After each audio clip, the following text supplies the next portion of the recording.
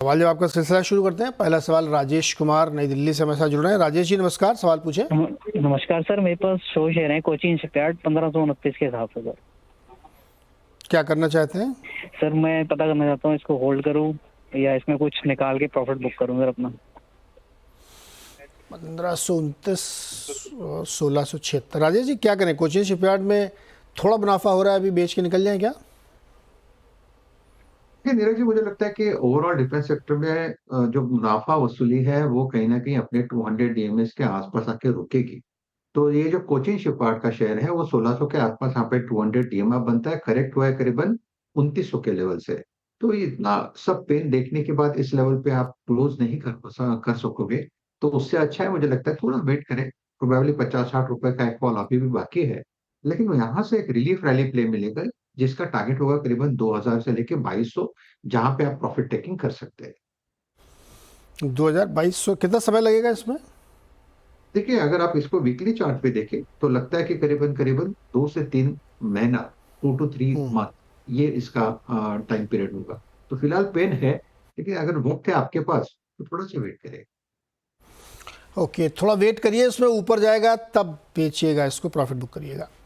Next question विकास अग्रवाल का आगरा से। विकास जी नमस्कार। नमस्कार नीरज जी। जी सर। जी मेरे पास 100 शेयर्स हैं बिरला सॉफ्ट के at the rate 695। Cost price अभी 695 है उसका। लॉन्ग टर्म इन्वेस्टर हूँ। क्या करना चाहिए अभी? 695 रुपये खरीदारी की है, 622 का भी भाव है बिरला सॉफ्ट। और राजेश जी आईटी, उसमें बिरला सॉफ्ट कल आईटी में काफ़ी नरमी थी, आज थोड़ा संभलने की कोशिश कर रहा है। तो विकास जी की जो बाइंग प्राइस है वो करंट प्राइस से ऊपर है, क्या राय देंगे आप? अगर मुनाफा कमाना है तो इसमें कितना रुकना पड़ सकता है?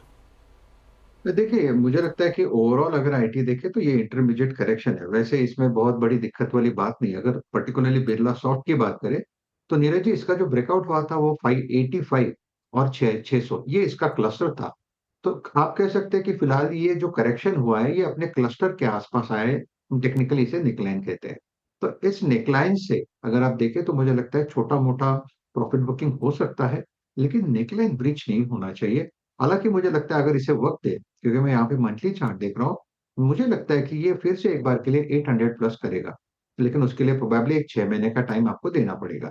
तो फॉर एट दिस लेवल मैं कहूंगा वीकनेस रहेगी, लेकिन आपका स्टॉप लॉस पोजिशनली 550 का होगा। मैं पर्टिकुलरली डीप दे रहा हूँ क्योंकि काउंटर में स्ट्रेंथ है लॉन्ग टर्म बेसिस पे। और मुझे लगता है इवेंचुअली 680 का लेवल अगर नीरज जी पास करे, मैं थोड़ा लेवल टू लेवल खेल रहा हूँ, 680 का लेवल अगर सर पास करे तो ये 800 के पार चला जाए। तो ओके, तो पूछ लेते हैं सर, विकास जी रुकेंगे इसमें? जी बिल्कुल रुकेंगे। जी सर रुकिए इसमें थोड़ा, और 680 पर नजर रखिए, पार करेगा तो फिर 800 तक भी जाएगा ये। चलिए अगला सवाल लेते हैं। अनिकेत हमारे साथ जुड़े हैं लोनावला से। अनिकेत जी नमस्कार, सवाल पूछिए। नमस्कार नीरज जी, एक्चुअली मेरे पास है 50 share BEML at the rate 3800 and मेरा वेटिंग टाइम और लॉन्ग टर्म इन्वेस्टमेंट है फॉर 5 to 7 ईयर्स। मुझे ऐड भी करना है, वो भी मुझे बता दीजिए क्या लेवल होगा एंड क्या टारगेट हो सकता है 1-2 साल में या 5 से 7 साल के ओके लिए। राजेश जी, बड़ा इंटरेस्टिंग सवाल है। 4-5 साल समय की कोई वो नहीं है, 5 साल मान लीजिए एवरेज, 4 साल मान लीजिए, रुक सकते हैं।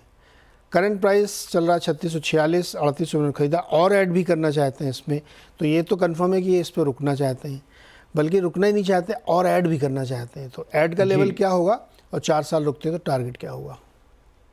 नीरज जी देखिए, मुझे लगता है कि इसका भी वही वर्डिक्ट होगा, क्योंकि ऊपरी लेवल से ये करेक्ट हुआ है। सेक्टर ही पूरा करेक्ट हुआ है 3400 के 5400 के लेवल से करीबन करीबन ये 200 डीएमए पे आके खड़ा है। ये इसका 200 डीएमए बनता है नीरज जी करीबन 3600 का। तो ये लेवल होता है जहां पे आपको ऐड करना है। हालांकि मैं ये कहूंगा कि थोड़ा सा देख के करिए, क्योंकि आपको प्रोबेबली 3500, 3500 और 3600, इस लेवल में एक्यूमुलेशन हो सकता है। पोजिशनली अगर आप देखें तो इनका जो स्टॉप लॉस बनेगा वो रहेगा 3400 का। और मुझे लगता है करंट लेवल से अगर रिकवरी आती है, जो मैं एक्सपेक्ट कर रहा हूँ पूरे सेक्टर में, तो वो सेक्टर की रिकवरी इसका पहला टारगेट आएगा 4000 का, जहां पे एक बैरियर है, सप्लायर है। 4000 सरपास करता है तो मुझे लगता है ये 5000 के पास चला जाएगा। तो मैं पर्टिकुलरली बहुत बड़े-बड़े टारगेट्स नहीं दे रहा हूँ। मैं सिर्फ ये देख रहा हूँ कि उन्हें प्रॉफिट हो और with a minimal of stop loss. तो फिलहाल तो मेरी स्ट्रैटेजी थोड़ी शॉर्ट टर्म रहेगी। ओके, फिलहाल थोड़ी स्टडी शॉर्ट टर्म। अच्छा, अभिषेक ने एसबीआई के अक्टूबर फ्यूचर को 832 में खरीदा है, कैसा ट्रेड ये? देखिए एसबीआई में नीरज जी एक रेंज बन रही है और ये रेंज है करीबन 820 825, जहां पे बैरियर है, जहां पे रेजिस्टेंस है। एट द सेम टाइम 760 770 ये इसका लोअर साइड का सपोर्ट है और हमने देखा पिछले 1-2 महीने में इसी रेंज में ये घूमता है। तो आपको देखिए 820 825 के आसपास अगर एसबीआई आता है और अगर अटकता है और जिसके चांसेस बहुत ज्यादा है कि करंट लेवल से एक बार ये घूम के 820 825 करे, मुझे लगता है एक बार के लिए वहां पे आप एग्जिट कर लीजिए, क्योंकि होता यह है कि बैंक एसबीआई पर्टिकुलरली उस लेवल से घूमता ही है। तो एक आप कह सकते हैं कि ट्रेडिंग रेंज में है, ट्रेडिंग बैंड में है। At this level I think it's a clearly hold. 780 का स्टॉप लॉस होगा। ओके, 70 हुआ। चलिए एक और सवाल लेते हैं जितेंद्र प्रसाद का, जो झारखंड से जुड़ा हुआ है। साथ जितेंद्र जी नमस्कार, सवाल पूछिए सर। नमस्कार जी। जैसे मैं पेट्रोनेट बाई किया था 430 क्वांटिटी 378.88 पे, क्या करना चाहिए उसकी? थोड़ा वक्त देंगे क्या, इसको रुकेंगे? हाँ, मैं चाहूंगा मैं प्रॉफिट लेकर ही निकलूँ इससे। प्रॉफिट लेकर ही निकले, 378 पे खरीदा है। हाँ। राजेश जी, प्रॉफिट लेके निकलना है पेट्रोनेट से? ये थोड़ा डिफिकल्ट काम है। देखिए मुझे लगता है कि पेट्रोनेट ऐसा नहीं होता ना नीरज जी, प्रॉफिट लेके ही निकलना है। कभी कभी लॉस भी तो लेना पड़ता है।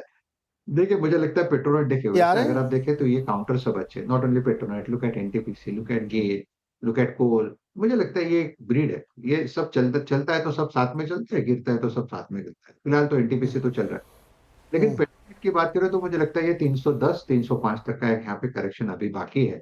तो करंट लेवल से आप कह सकते हैं कि यहाँ पे अभी भी पेन आपको थोड़ा झेलना पड़ेगा। अगर ये 310 300 के रेंज में चला जाता है और अगर वहां पे सेटल होता है तो प्रोबेबली आप थोड़ा सा क्वांटिटी ऐड कर सकते हैं, एवरेज आउट कर सकते हैं, क्योंकि 300 310 ये इसका 200 डीएमए की ट्रेजेक्टरी है। तो करंट लेवल से तो मुझे थोड़ा वीकनेस ही दिखता है। हालांकि उन्हें स्टॉप लॉस रखना चाहिए था, जो बहुत ऊपरी लेवल पे था, तो वो तो अपॉर्चुनिटी चली गई। तो अभी हमें थोड़ा सा वेट करना पड़ेगा। ये करेक्शन खत्म होने के बाद आपको एक रैली मिलेगी, लेकिन 350 का एक रेजिस्टेंस है। अगर 350 के ऊपर चला जाता है नीरज जी फिर से, तो इन दैट केस मुझे लगता है ये फिर से 370 380 का लेवल करेगा। लेकिन इन दैट केस क्योंकि आपने नीचे एवरेज किया होगा तो आपको एग्जैक्ट प्रॉफिट में मिल जाएगी। ओके, एक निर्भय तिवारी का सवाल है कि इन्होंने टाइटन की 3800 वाली कॉल 40 रुपए में खरीदी है, इसी महीने की है, क्या व्यू रखे इस पे? Titan call 3800, right? क्या रेट पे लिए है? 40 रुपए पे। करंट प्राइस तो 40 ही चल रहा है। मुझे लगता है उन्हें होल्ड रखना चाहिए। 25 का स्टॉप लॉस होगा, 60 65 का स्विंग का टारगेट। ओके, 40 पे लिया है तो भी होल्ड करना चाहिए। यहाँ से आता हुआ ऊपर जाने को मिल सकता है।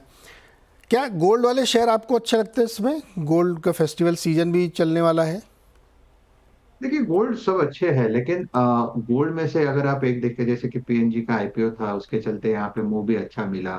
तो कहीं ना कहीं लगता है कि यहाँ पे गोल्ड में से अगर मुझे एक चुनना है देन वो रहेगा Titan. To be very frank with you, Titan में एक बढ़िया ब्रेकआउट हुआ है नीरज जी, 3650 के ऊपर। तो अगर मुझे कुछ लेना है देन डिप पे मैं तो टाइटन ही बाय करूंगा, क्योंकि इसका टारगेट मेरा जो है वो 4000 प्लस का है। 4000 का टारगेट है टाइटन का, फेस्टिवल सीजन आने वाला है। या बिल्कुल पोजिशनल टारगेट, यस। प्रतीक जैन ने भी